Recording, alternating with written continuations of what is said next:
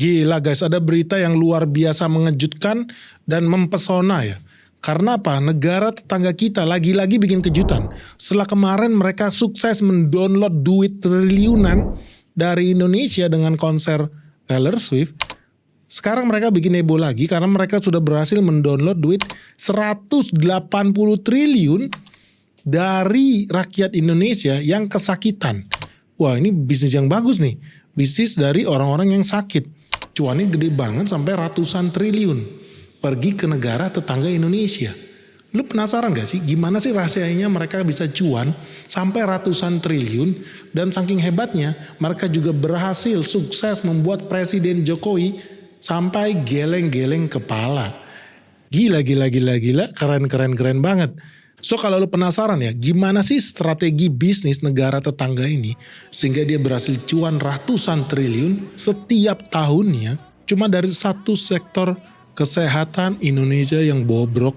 Jangan di skip videonya guys. So let's check this out.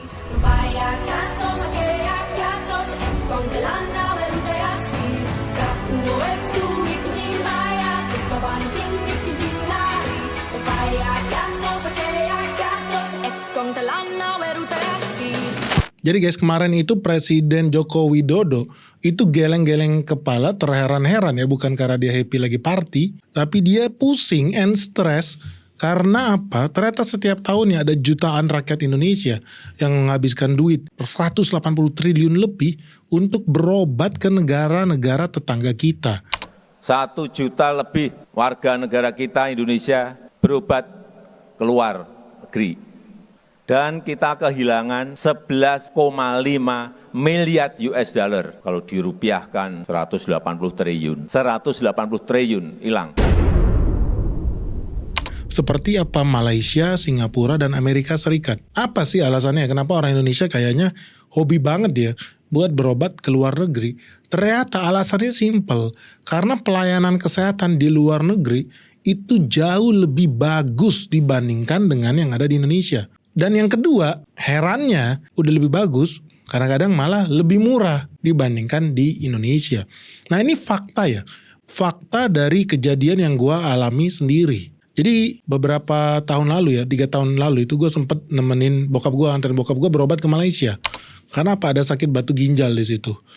Sebelumnya di Indonesia sempat diperiksa, katanya harus ada operasi invasif untuk ambil batu ginjalnya, perlu ada operasi.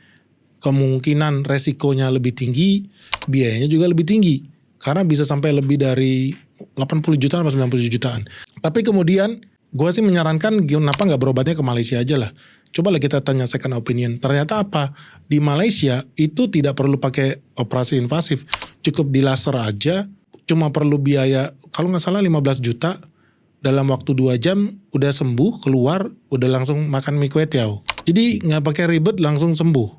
So di situ gue mulai berpikir gitu loh, kenapa ya kok bisa lebih murah di Malaysia nih berobat dan lebih cepat juga, karena ternyata di hari yang sama orang udah bisa kembali beraktivitas, sekarang nggak ada di black perutnya kan gitu. Nah ini kemungkinan bisa menjadi sedikit ya jawaban kenapa kemudian banyak orang yang memutuskan untuk berobat ke sana. Gue berulang kali pun ketika ke rumah sakit di Malaysia ataupun di Singapura, lebih sering gue ketemu sama orang dari Indonesia. Yang kedua ya warga sendiri sebenarnya gak terlalu banyak. Malah banyak orang-orang dari negara persemakmuran ya, seperti Australia atau Inggris yang berobat di Malaysia atau Singapura. Jadi dari situ gue bertanya-tanya ya, oh ini sebenarnya salah satu peluang cuan yang luar biasa loh. Bisnis apa? Bukan pariwisata. Namanya apa? Health tourism. Jadi pariwisata yang berhubungan dengan medis. Ada yang bilang medical tourism, ada yang bilang bahkan insurance tourism. Tapi whatsoever itu semua gue yakin bisa memberikan kontribusi yang sangat besar, sangat positif ke perekonomian negara tersebut. Kemudian gue pikir, oh bagus nih buat kita bikin video ini juga. Kenapa? Karena ya sebagai refleksi ya, bahwa ya suka gak suka kita harus akui, menurut gue sektor kesehatan di Indonesia begitu banyak hal yang harus bisa kita perbaiki. Karena warga kita tidak mau berobat di dalam negeri. Dan pasti ada sebabnya kenapa nggak mau berobat di dalam negeri. Ya yang pertama tadi kita udah sebut, ternyata layanan kesehatan di Indonesia itu masih kurang. Di luar negeri pelayanan kesehatannya lebih baik, jujur. Itu gue rasakan sendiri. Yang kedua apa? Kadang-kadang bahkan seringkali gue dapati lebih murah dibandingkan berobat di negara sendiri. Nah yang ketiga ya, alasan kenapa bobrok banget nih sektor kesehatan di Indonesia, itu karena tenaga medis kita ya, khususnya ke dokter itu kita sangat kurang. Rasio dokter per 1.000 penduduk kita cuma ada 0,47 orang. Padahal harusnya apa? Setiap 1.000 penduduk, 1.000 orang ya, itu ada 1 orang dokter. Kita itu bahkan di bawah 50%-nya. Bukan 0,5, kita itu 0,47. Jadi Indonesia itu sangat kekurangan tenaga kedokteran. Lu bayangin, ada 150 negara di dunia. Indonesia ada di ranking ke 147.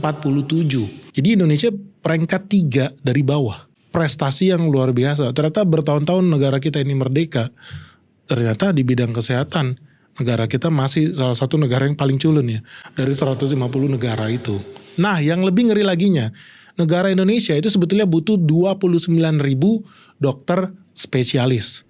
Tapi pada detik ini kita ini cuma bisa cetak 2.700 dokter spesialis setiap tahunnya. Jadi gapnya tuh jauh banget. Kita cuma bisa cetak 2.700 orang dokter spesialis setiap tahunnya. Padahal kebutuhannya masih backlognya itu ada 29.000. Dan tiap tahun kan penduduk Indonesia nambah terus loh, bukan berkurang. Artinya bakal makin butuh, makin kekurangan jumlah tenaga kedokteran itu sendiri. Yang lebih tragis, 52% tadi dokter spesialis itu, lu tahu prakteknya di mana, tinggalnya di mana, kerjanya di mana? Mereka kerja di Jakarta. Gila, udah Indonesia kekurangan tenaga dokter spesialis, 52%-nya kerjanya malah di Jakarta. Mereka nggak mau ke daerah ya. Mungkin karena di Jakarta internetnya lebih cepat kali ya. Atau mungkin karena kliennya lebih banyak. Bisa kasih duit lebih banyak juga. Dan yang lebih ekstrimnya, khusus dokter spesialis yang kita lagi bahas, berdasarkan data terakhir di tahun 2024, di Jakarta itu ada 9.525 dokter spesialis. 9.525 dokter spesialis. Teman-teman tahu kalau kita bandingkan dengan yang paling jauh, di Sulawesi Barat, ini nggak usah nyampe Papua lah. Di Sulawesi Barat, dokter spesialis di satu provinsi itu cuma ada 88 orang. Jadi jomplang banget ya. Yang satu 9.500 orang dokter spesialis, yang satu 88 orang. Gak nyampe 100 atau 1.000. Jadi itu hal yang sangat sedih. Lalu selanjutnya selain dokter spesialis itu kalau di rumah sakit itu ada golongan tuh. Nah salah satu rumah sakit yang paling bagus itu rumah sakit tipe A. Nah di Indonesia rumah sakit tipe A itu mayoritas adanya di Pulau Jawa. Sebagai contoh, di DKI Jakarta, rumah sakit tipe A atau rumah sakit yang paling lengkap. Jadi di sini ada dokter umum, dokter spesialis, alat-alat medisnya juga lebih lengkap. Di DKI Jakarta itu ada 18 rumah sakit tipe A. Atau rumah sakit yang nomor 1 nih. Lu bisa bayangin 18 rumah sakit di Provinsi Jakarta. Di Provinsi Jawa Tengah itu ada 10 rumah sakit tipe A. Nah sekarang kita bandingin lah dengan provinsi yang gak jauh banget lah dari Jakarta yang namanya Provinsi Lampung. Teman-teman tahu di Lampung, Provinsi Lampung rumah sakit tipe A hanya ada 1. Dan tidak jauh dari Provinsi Lampung itu ada Provinsi Bangka Belitung. Tentu teman-teman udah tahu dong, di Bangka Belitung ada berapa banyak rumah sakit tipe A? Ada 0. Ada Jambi juga dekat dari Lampung. Ada berapa banyak rumah sakit tipe A di Jambi? Ada 0. Tetangga Jambi ada Provinsi Riau. Ada berapa banyak rumah sakit tipe A? Di Riau ada 0. Jadi lu gak usah jauh-jauh kita ngomongin Papua atau Kalimantan segala macam. Ya udah pastilah jawabannya di sana rumah sakit tipe A ada 0. Jadi teman-teman di sini bisa lihat begitu jomplangnya ya pelayanan kesehatan di Indonesia. Bagaimana bisa rumah sakit tipe A itu hanya ada di Pulau Jawa.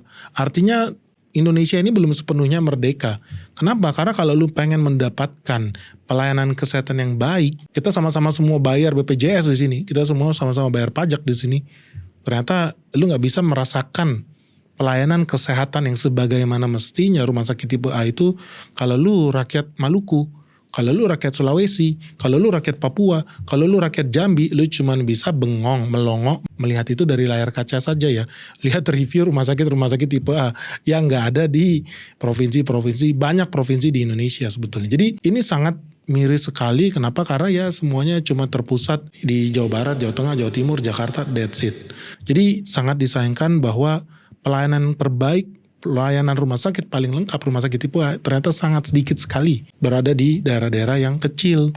Nah ini kemudian membawa alasan selanjutnya. Artinya apa? Artinya fasilitas kesehatan di Indonesia itu masih sangat sedikit sekali.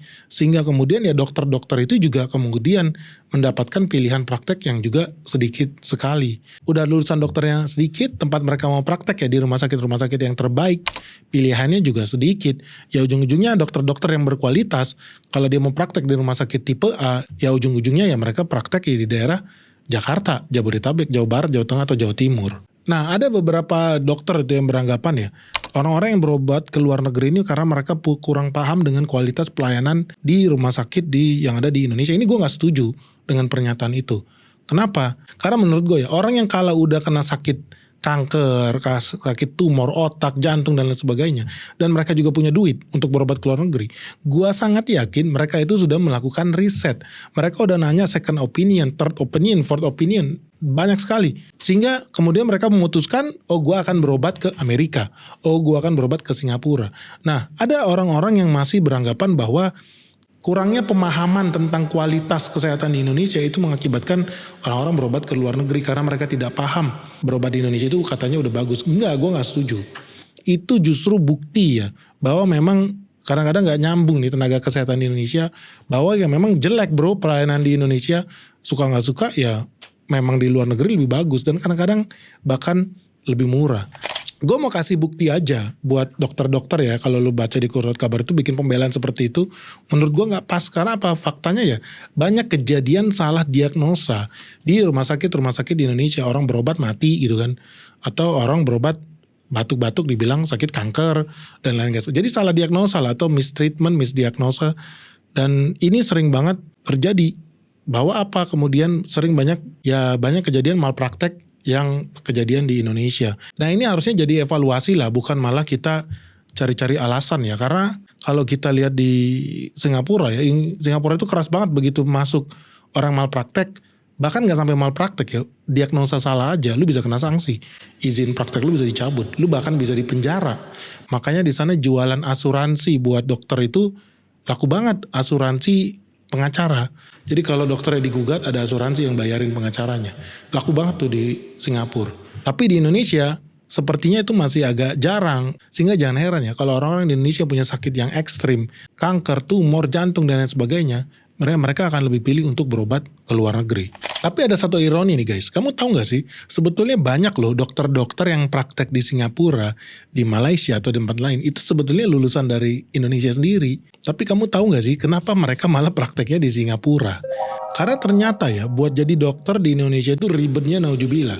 Mereka pertama harus menempuh sarjana kedokteran tuh, sarjana pendidikan kedokteran kuliah ya di 4 tahun lah. Habis itu mereka harus menempuh pendidikan klinis itu selama 2 tahun.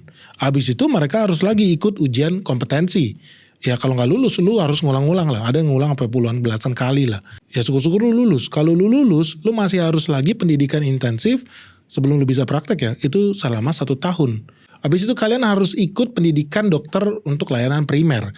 Ini lamanya 2 tahun. Ini buat menangani pasien-pasien yang sebelum mereka masuk ke dokter spesialis ya. Jadi kalau di total pendidikan di dokter Indonesia itu butuh waktu 9 tahun. Dengan catatan ya di sini pun lu setelah ikut semua pendidikan itu prosesnya mulus. Nggak ada tuh gagal ujian kompetensi, nggak dapet STR dan lain sebagainya. Nanti kita bahas lah lebih kompleks. Kenapa? Karena di Indonesia itu ada ribuan dokter yang gagal dapat izin praktek. Wah, ngeri ya. Nah, ini pun jadi penyebab ya kenapa kemudian Indonesia itu krisis dokter. Kayaknya prosesnya itu panjang kali lebar ya. Terus ujung-ujungnya prakteknya di Pulau Jawa lagi. Ingat ya tadi ya, 52% dokter di Indonesia itu prakteknya ya di Pulau Jawa. Dan kalau kemudian datang dokter dari luar negeri gimana? Yang kemungkinan besar lebih kompeten ya. Dia lulusan dari universitas terbaik di Amerika atau di Singapura atau di Jerman, mereka bisa nggak buka praktek di Indonesia? Ternyata nggak bisa. Mereka harus ikut lagi ujian itu sebagaimana mereka calon mahasiswa kedokteran yang ada di Indonesia. Jadi dia ikut lagi ujian itu dari A sampai Z. Jadi sama-sama ikut lagi itu 9 tahun itu. So artinya ribet banget ya di Indonesia ini. Tentu lu udah tahu lah. Kayaknya sengaja ya dibikin ribet. Jangan-jangan ada oligarki yang bermain di dalam ya. Teman-teman mungkin udah tahu siapa. Di sinilah kita kemudian melihat Jangan heran ketika kemudian banyak ya lulusan kedokteran di Indonesia itu memilih untuk buka praktek di Malaysia, Singapura dan lain sebagainya. Jadi ini sangat ironis karena gue pernah ke Mount Elizabeth ya, ke rumah sakit di Singapura. Di situ gue ngobrol, ketemu dokternya, pasiennya banyak banget, ternyata dokternya dari Indonesia. Yang lebih lucu lagi, semua pasiennya ternyata dari Indonesia.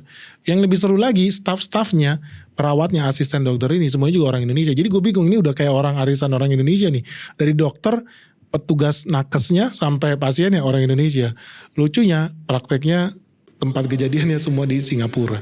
Nah ini pinternya Singapura menurut gue dalam menarik talenta-talenta muda ya, talenta-talenta jenius brilian untuk berpraktek di Singapura. Supaya apa? Singapura bukan hanya menjadi tempat wisata nonton Taylor Swift, tapi orang-orang yang sakit penyakit mau sembuh, mau berobat, mindsetnya apa? Berobat ke Singapura. Jadi Singapura itu sangat brilian, so nggak heran kalau mereka bisa download duit ratusan triliun dari rakyat Indonesia. Kenapa? Ya karena mereka sangat brilian. Bagaimana mereka mengatur tata niaga, tata bisnis kedokteran itu dengan sangat baik. Jadi teman-teman jangan heran kalau banyak dokter-dokter Indonesia yang lulusan luar negeri, itu ya mereka lebih memilih berpraktek di luar negeri. Apalagi yang paling bikin pusing itu ya di Indonesia itu ada placement test ya. Placement test di Indonesia itu tiap 6 bulan sekali kan. Jadi artinya lo kalau nggak lulus, lo harus nunggu lagi tiap 6 bulan, tiap 6 bulan, tiap 6 bulan. Belum lagi tadi itu yang gue bilang STR tuh, surat tanda registrasi, supaya lo bisa praktek tuh. Ternyata ada orang lo ikut tes itu bisa sampai 16 kali nggak lulus-lulus. Menurut gue gak masuk akal. Kok bisa ya orang bisa sampai berulang kali ujian gak lulus. Indonesia masih kekurangan dokter. Ternyata masih banyak dokter di Indonesia yang gagal ikut ujian itu. Nah ini ada salah satu video yang bagus menurut gue menjabarkan kebobrokan ya institusi oligarki di Indonesia. Jadi gampangnya begini, gue gak mau ngomong siapa institusinya, tapi lu bisa lihat di video ini. Jadi di sini dia bilang ya dia tuh lulusan dari kedokteran di luar negeri di Australia, udah kerja di sana juga, terus dia memutuskan untuk praktek di Indonesia. Ternyata lu tahu di sini apa?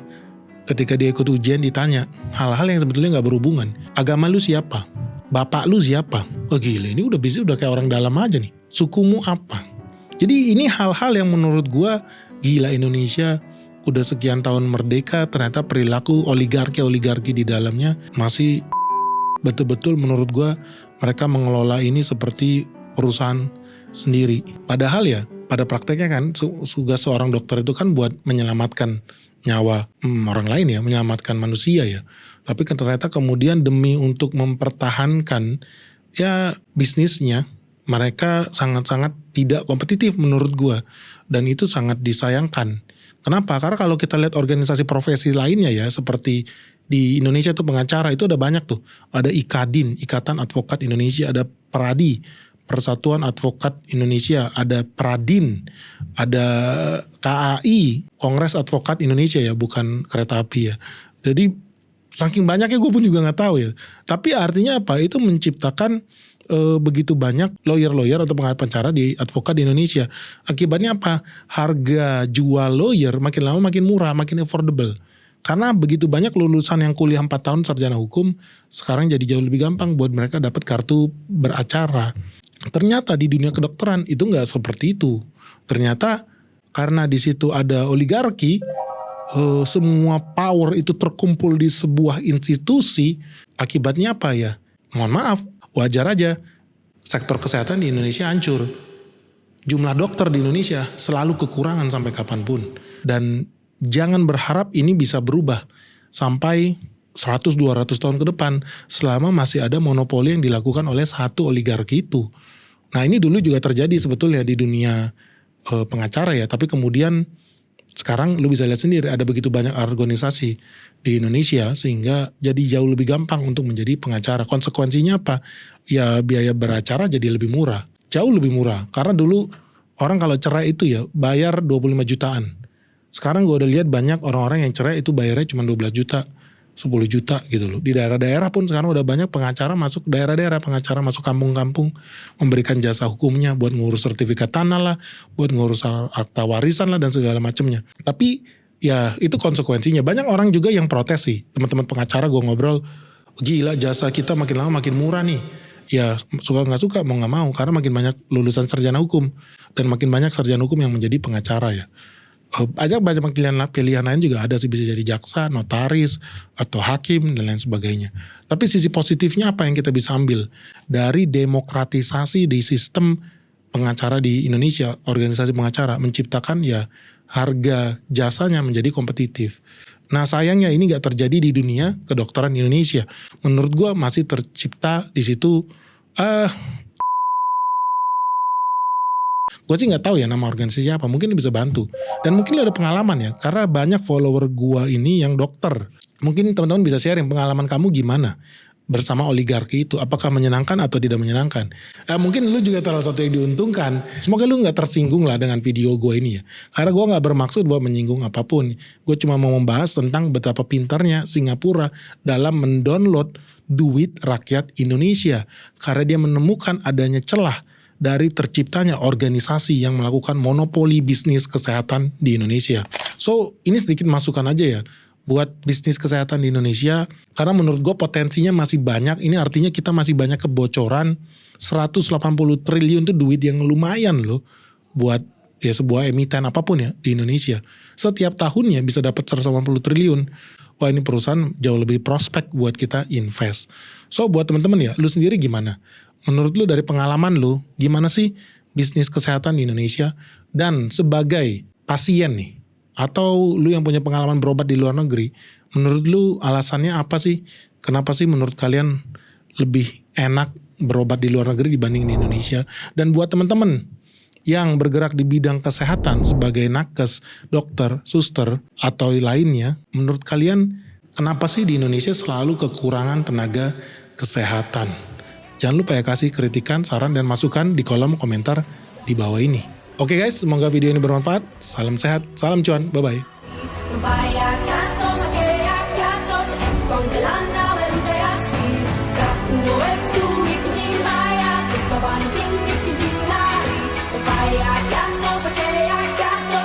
Con te l'hanno veruta sì